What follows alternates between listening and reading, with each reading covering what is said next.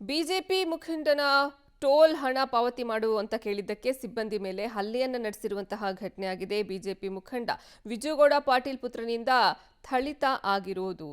ಈ ಕುರಿತ ಒಂದು ಸ್ಟೋರಿ ಇದೆ, ನೋಡೋಣ.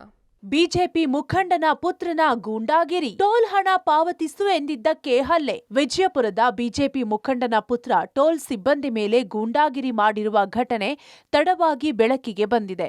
ಬಿಜೆಪಿ ಮುಖಂಡ ವಿಜುಗೌಡ ಪಾಟೀಲ್ ಮಗ ವಿಜಯಪುರ ಕಲಬುರಗಿ ಟೋಲ್ನಲ್ಲಿ ಹಣ ಪಾವತಿಸಲು ಕೇಳಿದ್ದಕ್ಕೆ ಸಿಬ್ಬಂದಿ ಮೇಲೆ ಹಲ್ಲೆ ನಡೆಸಿದ್ದಾನೆ.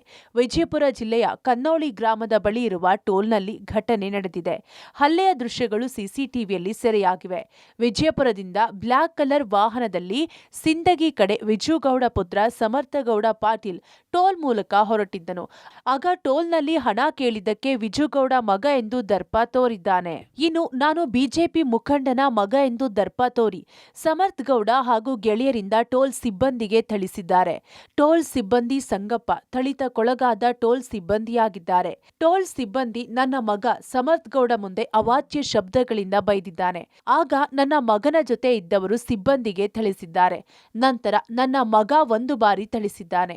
ನನ್ನ ಮಗ ಮಾಡಿದ್ದು ತಪ್ಪು, ಸಿಬ್ಬಂದಿ ಕೂಡ ಆ ರೀತಿ ಮಾತನಾಡಿದ್ದು ತಪ್ಪು ಎಂದು ಪಬ್ಲಿಕ್ ಟಿವಿಗೆ ಬಿಜೆಪಿ ಮುಖಂಡ ವಿಜುಗೌಡ ಪಾಟೀಲ್ ಸ್ಪಷ್ಟನೆ ನೀಡಿದ್ದಾರೆ.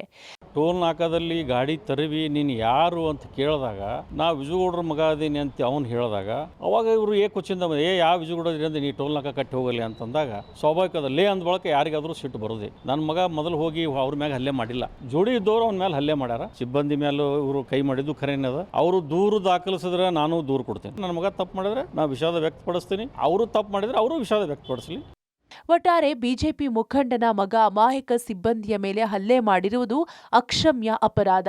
ಆದರೆ ಇಲ್ಲಿಯವರೆಗೂ ಈತನ ವಿರುದ್ಧ ಪ್ರಕರಣ ದಾಖಲಾಗಿಲ್ಲ. ಇಂತಹ ಗೂಂಡಾಗಳಿಗೆ ಬುದ್ಧಿ ಕಲಿಸದೆ ಪೊಲೀಸರು ಸುಮ್ಮನಿರುವುದು ಹಲವು ಅನುಮಾನಗಳಿಗೆ ಕಾರಣವಾಗಿದೆ. ಈ ಕೂಡಲೇ ಗೂಂಡಾ ಸಮರ್ಥ್ ವಿರುದ್ಧ ದೂರು ದಾಖಲಾಗಬೇಕೆಂದು ಆಗ್ರಹ ಮಾಡಲಾಗುತ್ತಿದೆ. ವಿಜಯಪುರದಿಂದ ಕ್ಯಾಮರಾಮ್ಯಾನ್ ಸುನೀಲ್ ಜೊತೆ ಪುರುಷೋತ್ತಮ್ ಕುಲಕರ್ಣಿ, ಪಬ್ಲಿಕ್ ಟಿವಿ.